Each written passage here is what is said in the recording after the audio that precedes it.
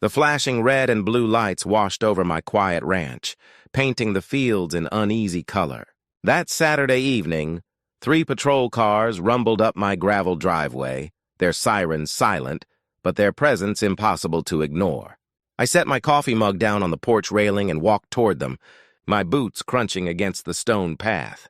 The lead officer stepped forward, his hand resting casually, yet deliberately, on his utility belt. Not on his weapon, but close enough to make a point. "Sir, we received a 911 call about suspicious activity and possible trespassing on this property," he said evenly.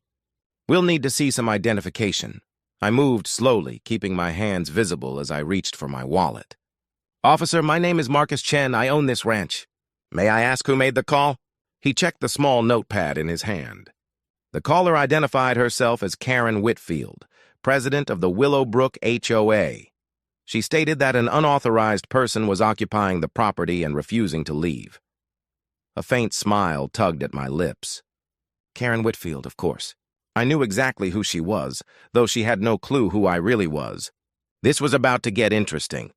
"Officer," I said, "I purchased this ranch 6 months ago. I've got all the documentation inside if you'd like to verify ownership." I handed over my driver's license. And just so we're clear, this property is outside the Willowbrook HOA boundary by about half a mile. 2 weeks earlier, I'd first met Karen. My peaceful Sunday morning had been interrupted by an aggressive knock at my front door. When I opened it, there she stood, a woman in her early 50s, wearing a fitted blazer despite the warm sun, clutching a clipboard like a sword. Her highlighted hair was styled in that unmistakable, "I demand to speak to your manager" fashion. "I'm Karen Whitfield, president of the Willowbrook Homeowners Association," she declared before I could greet her. "We need to discuss your violations." Leaning casually against the doorframe, I frowned. "Violations? There must be a mistake. This property isn't part of any HOA. Her eyes narrowed behind her designer glasses. "That's where you're wrong. The Willowbrook HOA has expanded its jurisdiction to include all properties within a 1-mile radius of our community borders. You'll need to register immediately and bring your property up to code." I kept my tone patient. "That's not how HOAs work, ma'am. You can't just decide to extend your authority over properties that weren't part of the original development." She thrust a thick stack of papers toward me. "These are your violation notices. Your fence is the wrong color. You have unauthorized livestock, and that barn. Don't even get me started on that barn.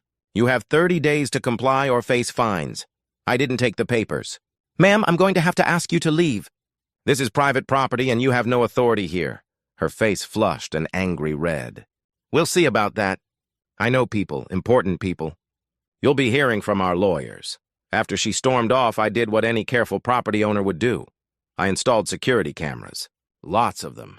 High definition, night vision, audio recording. The works. Something told me I was going to need evidence. I was right. The harassment began almost immediately. Fake violation notices appeared on my gate daily, each one more absurd than the last. My mailbox is filled with bogus official HOA letters threatening thousands in fines. And then she started getting bold. One morning, I caught her inside my property line snapping photos of my horses. "Ma'am, you're trespassing," I called out, making sure the security cameras caught everything. "Please leave immediately." She turned toward me, smiling triumphantly. "These horses aren't registered with the HOA Livestock Committee. Each one is a $500 fine per day." I sighed, keeping my voice even.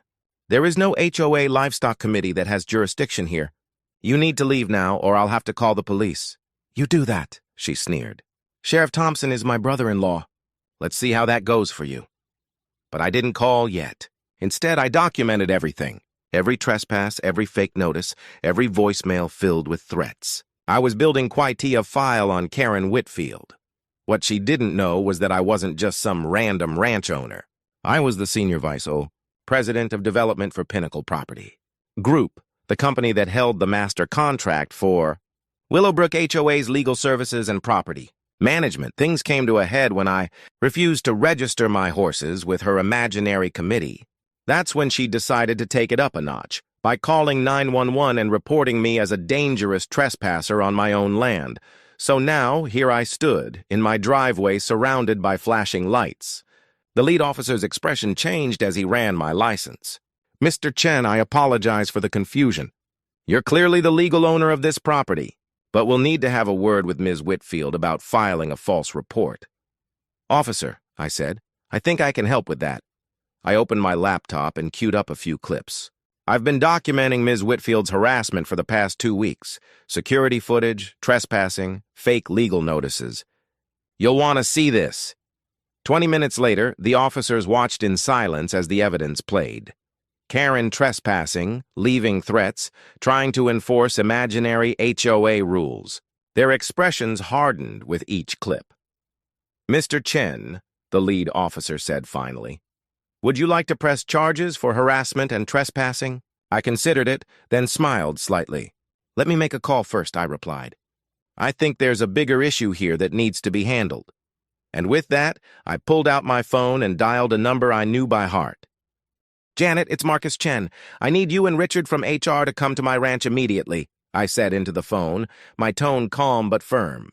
"We've got a situation involving one of our contracted HOA board members." "Yes, Karen Whitfield from Willowbrook. She just filed a false police report against me." There was a sharp intake of breath on the other end. Janet, president of our property management division, answered quickly. "We'll be there in 30 minutes. Mr. Chen, I'm so sorry this happened." While we waited, I walked the officers through the evidence I'd gathered.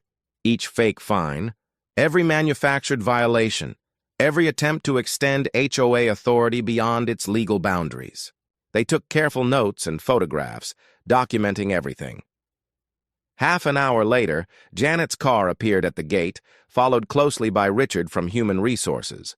To my surprise, Karen was with them. They'd picked her up from her home under the pretense of an urgent HOA meeting. The look on her face when she saw the patrol cars was priceless, pure confusion bleeding into dread. And when her eyes landed on me, standing beside the officers, her indignation flared. "What's going on here?" she demanded, voice trembling with outrage. "Why am I being brought to this violator's property?" Janet stepped forward, her expression as cold as steel. "Ms. Whitfield, are you aware that Mr. Chen is the senior vice president of Pinnacle Property Group?" The color drained from Karen's face in an instant. That's impossible," she stammered. "He's just some guy who bought a ranch."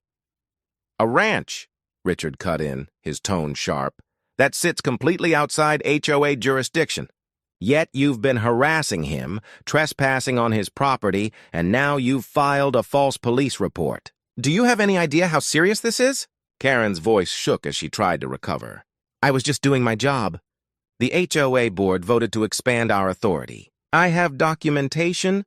"No, you don't," Janet interrupted coldly. "I've already spoken with the other board members. There was no vote. You acted entirely on your own, abusing your position to harass and intimidate homeowners. This ends right now," the lead officer stepped forward. "Ms. Whitfield, filing a false police report is a misdemeanor offense. You knowingly reported a fake emergency, wasting law enforcement resources. I'm citing you for false reporting and harassment." "This is ridiculous," Karen sputtered. "I know people. My brother-in-law is the sheriff." "Former sheriff," the officer corrected evenly. "He retired 3 years ago.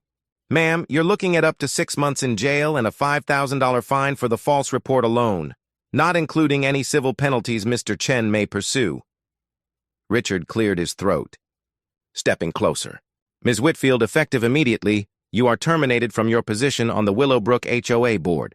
Pinnacle Property Group is severing all ties with you. Furthermore, you'll be personally liable for any legal fees incurred by Mr. Chen and our company due to your actions." "You can't do this," Karen cried, her voice rising to a shrill pitch. "I've been HOA president for 8 years. The neighborhood needs me." "The neighborhood," Janet said firmly, "needs someone who follows the law. Security will arrive at your home tomorrow to collect all HOA property, computers, files, keys, everything. If you attempt to access any HOA system or property after today, you'll face additional charges." The reality hit her like a collapsing wall. Karen's shoulders slumped, her confidence evaporating. The clipboard she clutched so tightly slipped from her fingers and hit the ground with a dull thud. "But I was just trying to maintain standards," she said weakly, "by harassing law-abiding property owners and making up rules." I asked calmly. By abusing the small bit of authority you had? I looked her directly in the eye. Ms. Whitfield, you turned a volunteer role meant to help a community into your personal dictatorship. The officer handed her a folded citation. Ms. Whitfield, you'll receive a court date in the mail. I strongly advise you to hire legal counsel. And if you come within 500 feet of Mr. Chen or his property, you'll be arrested immediately. As the officers escorted her toward Janet's car, she muttered under her breath. Something about unfairness and how no one appreciated her vision for the community. But the truth had finally caught up to her. She was facing criminal charges, thousands in fines, and the complete loss of the authority she'd abused for years. Janet turned back to me, her face softening. Mr. Chen, I can't tell you how sorry I am about this. We'll be reviewing every action Ms. Whitfield took as HOA president. I expect we'll be reversing quite a few of her decisions. I appreciate that, I said. Just make sure the next board president understands the limits of HOA authority. When the cars finally pulled away, silence returned to the ranch. The red and blue reflections faded from the windows, and the air felt still again. I picked up my now cold coffee and walked back to the porch. In the distance, my horses grazed peacefully, unregistered, unbothered, and blissfully unaware that they'd been the center of a ridiculous power struggle. 3 weeks later, 2 letters arrived in my mailbox. The first was from the district attorney's office, confirming that Karen Whitfield had pled no contest to filing a false report and harassment. Her sentence? 6 months probation, 100 hours of community service, and $5,000 in fines, plus another $8,000 to cover my legal fees. The second letter came from the newly elected Willowbrook HOA board. It was a formal apology for the actions and overreach of the previous administration. They'd uncovered that Karen had been systematically abusing her position for years, creating rules, levying fines, and funneling the money into an account only she controlled. The forensic accountants were still untangling the mess, but early findings showed she'd embezzled nearly $50,000 during her 8-year reign as president. I set both letters aside and stepped out into the sun. My horses lifted their heads briefly, then returned to grazing. They didn't know or care about HOA politics. They were just happy to be free. Sometimes the best way to deal with a bully isn't to fight them directly. Sometimes you just have to let them swing so high they end up hitting something much bigger than they ever expected. In Karen's case, she swung at a ranch owner and hit her boss's boss instead. The last I heard, she'd moved 2 states away to live with her sister. Her reputation in Willowbrook was in ruins. Her HOA kingdom reduced to ashes because she couldn't resist trying to intimidate the wrong person. Her combined $13,000 in fines and legal fees became an expensive lesson in authority and accountability.